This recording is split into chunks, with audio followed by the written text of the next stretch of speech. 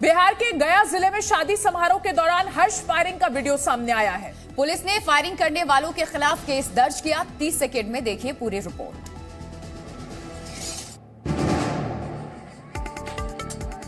संगीत की धुन पर नाचते लोग, बारात में दनादन फायरिंग। वायरल वीडियो गया के रामपुर इलाके का बताया जा रहा है, जहां शादी समारोह में नियम कानून की जमकर धज्जियां उड़ाई गईं। बारात में एक के बाद एक कई राउंड फायरिंग की गई। द्वार पूजा कार्यक्रम शुरू होने से पहले ही बारात में शामिल कुछ लोगों ने फायरिंग शुरू कर दी। हर्ष फायरिंग का वीडियो वायरल होने के बाद पुलिस ने फायरिंग करने वालों के खिलाफ केस दर्ज कर लिया है। वायरल वीडियो 9 फरवरी का बताया जा रहा है। मुरादाबाद में एक दुकान में सिलेंडर ब्लास्ट से भीषण आग लग गई और दुकान में रखा पूरा सामान जल करके खाक हो गया। देखिए पूरी रिपोर्ट। आग की भीषण तस्वीरें मुरादाबाद के मंडी चौक इलाके की हैं, जहां सिलेंडर में ब्लास्ट से दुकान के अंदर आग लग गई। इस अग्निकांड में दुकान के अंदर रखा सारा सामान जलकर खाक हो गया। मिठाई की दुकान में अचानक सिलेंडर ब्लास्ट होने से हड़कंप मच गया और देखते ही देखते आग पूरी दुकान में फैल गई। गनीमत की बात रही, फायर ब्रिगेड टीम सही वक्त पर पहुंच गई, जिससे आग को जल्द ही बुझा लिया गया, वरना एक बड़ा हादसा हो सकता था। यूपी के सीतापुर में जमीनी विवाद में 2 पक्षों के बीच मारपीट हुई। मारपीट में एक महिला को गंभीर चोट आई है। 30 सेकंड में खबर देखिए।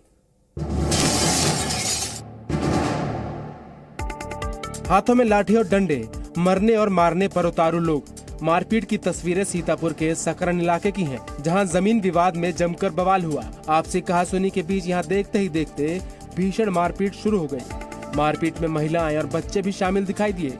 दोनों पक्षों की लड़ाई में एक बुजुर्ग महिला को गंभीर चोट लगी है। फिलहाल मारपीट का वीडियो सोशल मीडिया में वायरल हो रहा है। पुलिस वायरल वीडियो की जांच में जुटी है।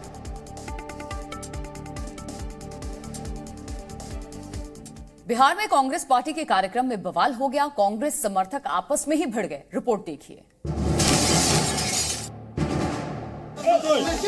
दानापुर में हाथ से हाथ जोड़ो अभियान के दौरान कांग्रेस के समर्थक आपस में भिड़ गए। पार्टी समर्थकों के बीच आपस में ही हाथापाई होने लगी।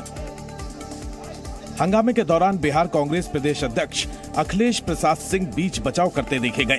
कांग्रेस समर्थकों के बीच आपसी कहासुनी हाथापाई तक आ गई। किसी तरह से कांग्रेस समर्थकों को अलग किया गया, तब जाकर कहीं मामला शांत हुआ।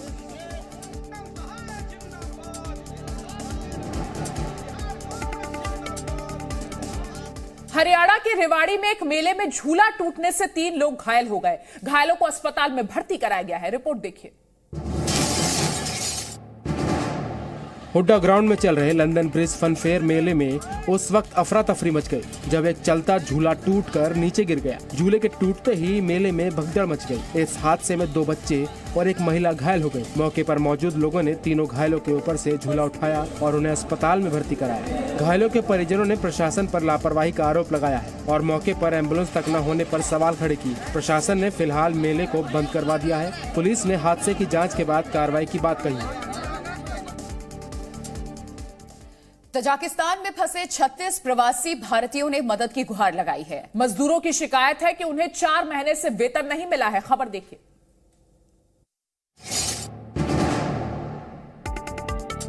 झारखंड के हजारीबाग, बोकारो और गिरिडीह के 36 मजदूर तजाकिस्तान में फंसे हुए हैं। मजदूरों की शिकायत है कि उन्हें 4 महीने से मजदूरी का पैसा नहीं मिला है।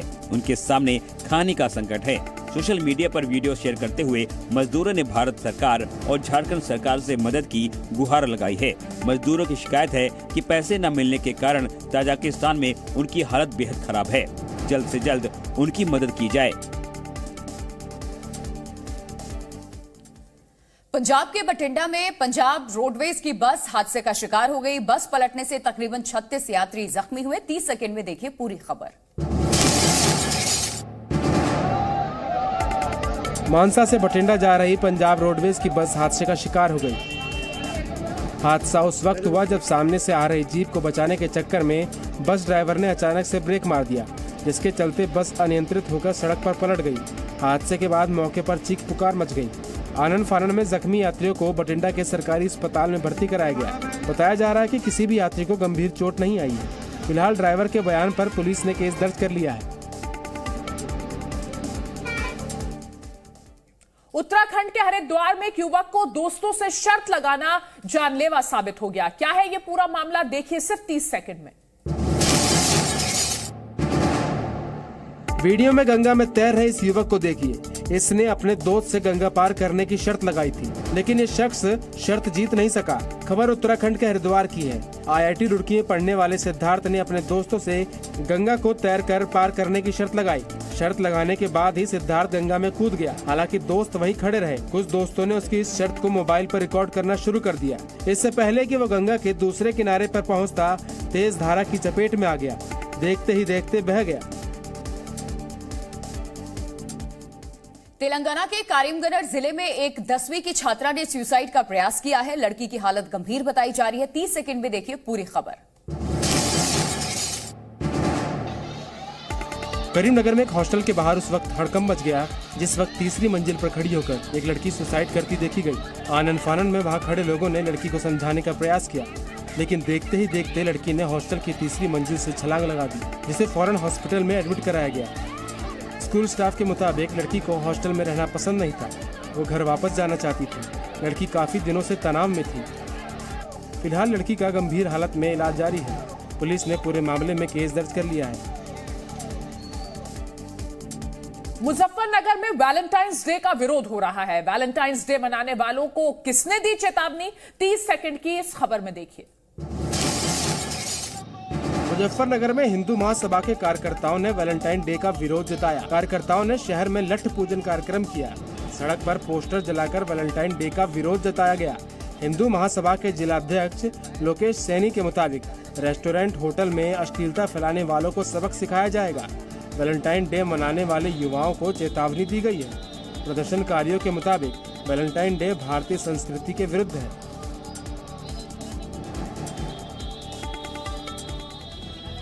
यूपी के सीतापुर में पुलिस ने पति पत्नी के बीच विवाद सुलझाया और उनकी दोबारा शादी कराई।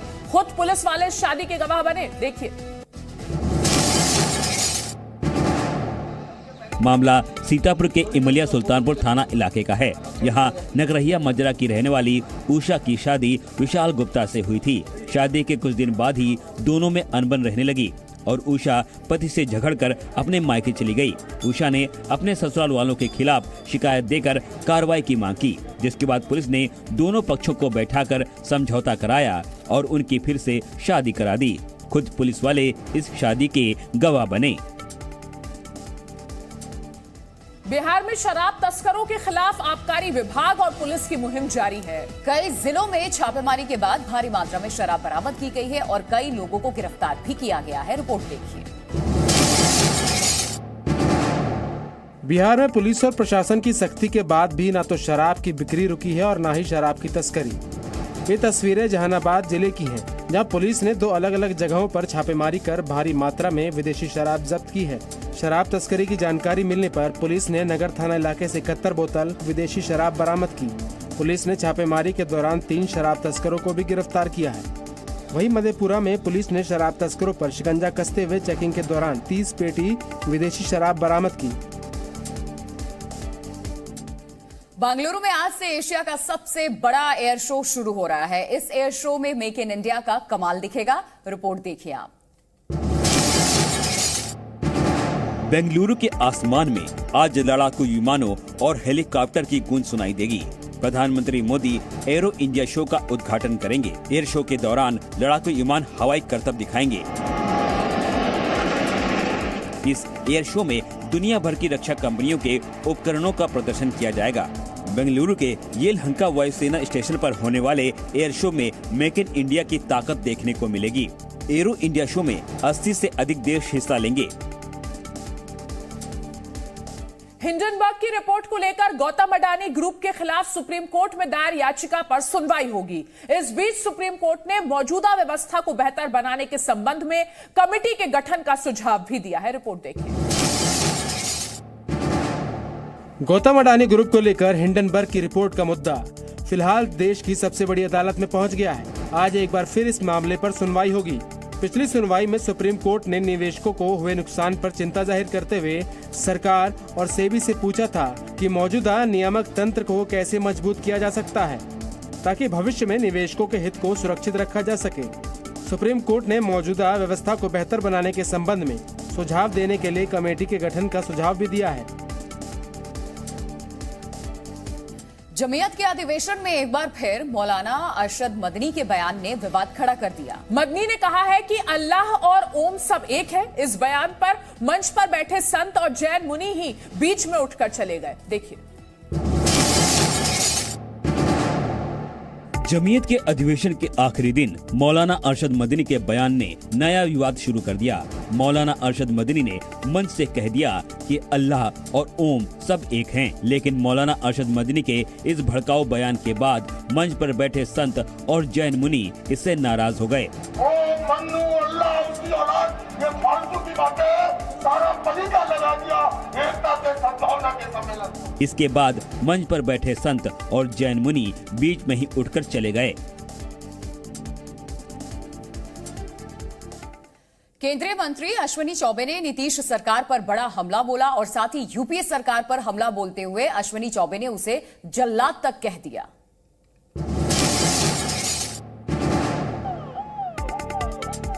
केंद्रीय मंत्री अश्विनी चौबे ने बिहार सरकार को लेकर विवादित बयान दे दिया है। नीतीश कुमार की सुशासन सरकार पर हमला बोलते हुए अश्विनी चौबे ने बिहार सरकार को जल्लाद कह दिया। अश्विनी चौबे ने दावा किया कि होलिका दहन के साथ नीतीश सरकार का भी दहन होगा। नीतीश सरकार पर निशाना साधते हुए अश्विनी चौबे ने कहा कि बिहार में माफियाओं का राज नहीं चलेगा। केंद्र सरकार सब देख रही है, माफियाओं को जेल भेजा जाएगा। प्रधानमंत्री मोदी ने गलत बजट पढ़ने पर राजस्थान के सीएम अशोक गहलोत पर तंज किया। इस दौरान उन्होंने शादी के कार्ड का जिक्र करते हुए चुटकी भी ली। रिपोर्ट देखिए। राजस्थान के मुख्यमंत्री अशोक गहलोत के विधानसभा में पुराना बजट भाषण पढ़ना सुर्खियों में है। इस बहाने अब पीएम मोदी ने भी गहलोत पर निशाना साधा है। प्रधानमंत्री ने कहा कि सवाल ये नहीं कि गहलोत ने पुराना बजट भाषण पढ़ दिया, बल्कि सवाल ये कि जिस बजट भाषण को 1 साल तक डिब्बे में बंद रखा उसे ही वापस पढ़ दिया। पीएम मोदी ने गहलोत के बजट भाषण को लेकर एक पुराना किस्सा भी सुनाया। पहले वाला जब पढ़ा था, साल भर उसको डिब्बे में बंद रखा था, इसके कारण ये हुआ है। त्रिपुरा में गृह मंत्री अमित शाह ताबड़तोड़ चुनाव प्रचार में जुटे हुए हैं। इस दौरान वो विपक्षी दलों को निशाने पर भी ले रहे हैं। रिपोर्ट देखिए। गृह मंत्री अमित शाह ने त्रिपुरा में कांग्रेस और लेफ्ट पर जमकर प्रहार किया। अमित शाह ने कहा कि कांग्रेस और लेफ्ट सरकारों के दौरान कई घोटाले हुए। कांग्रेस का पूरा शासन घोटालों से भरा हुआ था। अमित शाह ने त्रिपुरा में बीजेपी की सरकार बनने पर फ्री स्कूटी सहित कई वादे किए। इस दौरान अमित शाह ने कहा कि जिन कम्युनिस्टों ने सैकड़ों कांग्रेसियों को मार दिया, आज उन्हीं के साथ कांग्रेस खड़ी हुई है। जम्मू कश्मीर में विधानसभा सीटों के परिसीमन के खिलाफ दायर याचिकाओं पर आज सुप्रीम कोर्ट अपना फैसला सुनाएगा, लेकिन इस फैसले से पहले अपनी पार्टी के अध्यक्ष का विवादित बयान सामने आया है। रिपोर्ट देखिए। जम्मू कश्मीर में विधानसभा सीटों के परिसीमन को लेकर आज सुप्रीम कोर्ट अहम फैसला सुनाने वाला है। सुप्रीम कोर्ट में परिसीमन को चुनौती देने वाली याचिकाएं दायर की गई हैं। श्रीनगर के रहने वाले हाजी अब्दुल गनी खान और डॉक्टर अयूब की ओर से दायर याचिकाओं में कहा गया है कि परिसीमन में सही प्रक्रिया का पालन नहीं किया गया है। वहीं केंद्र सरकार और चुनाव आयोग ने इस दलील को गलत बताया है। इस बीच जम्मू कश्मीर के पूर्व मंत्री और अपनी पार्टी के अध्यक्ष अल्ताफ बुखारी का धमकी भरा बयान सामने आया है। और यहाँ रुक रहे एक छोटे से ब्रेक के लिए। फौरन लौटेंगे, बने रहिए हमारे साथ।